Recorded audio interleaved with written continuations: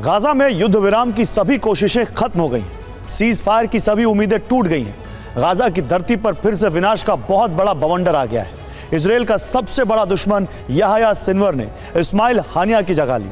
Sinwar Hamas का chief बना तो नेतन्याहू और उनकी सेना बुरी तरह से बौखला गई।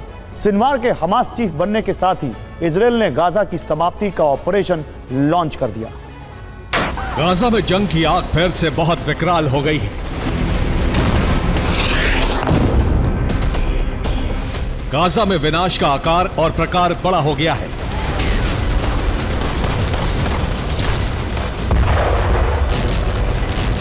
इजरायली सेना की बमबारी फिर से बहुत तेज हो गई है।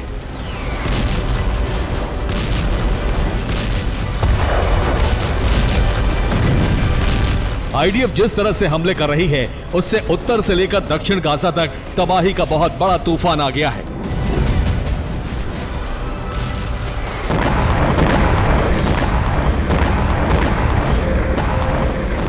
गाजा की जंग में जो नया और बड़ा टर्न आया है उसकी वजह है याह्या सिनवार।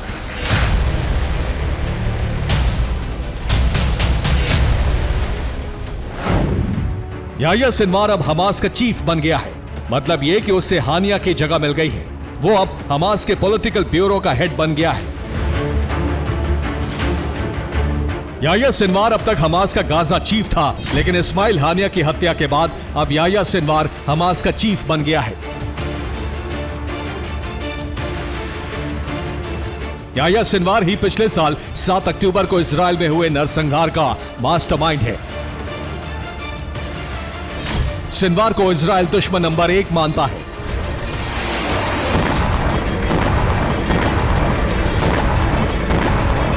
अब इसी याह्या सिनवार को हमास का मुखिया बना दिया गया है। इस बात से भड़की इजरायली सेना ने गाजा को शमशान बनाना शुरू कर दिया है।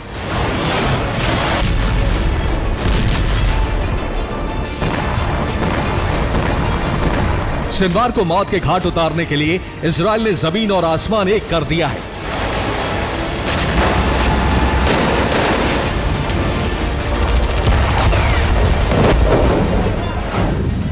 वेस्ट बैंक के नाब्लुस में इजराइल ने फतेह के हेडक्वार्टर को धराशायी कर दिया।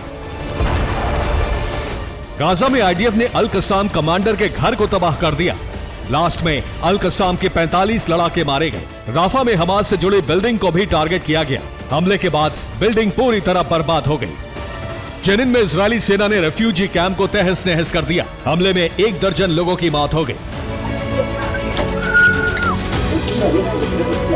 इजरायली सेना अब उन जगहों को टारगेट कर रही है जहां सिनवार के छिपे होने का शक है।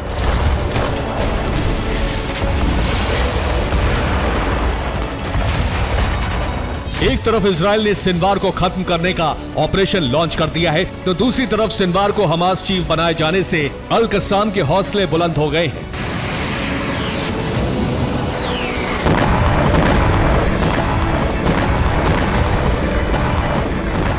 अल कसाम के लड़ाके भी इजरायली सेना को जख्म दे रहे हैं।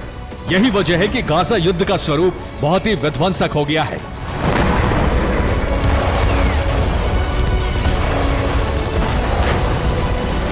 गाजा में एक बार फिर से जिस तरह का विध्वंसक संग्राम छिड़ गया है, उससे अमेरिका युद्ध विराम की जो कोशिशें कर रहा है उस पर पूरी तरह से पानी फिर गया है।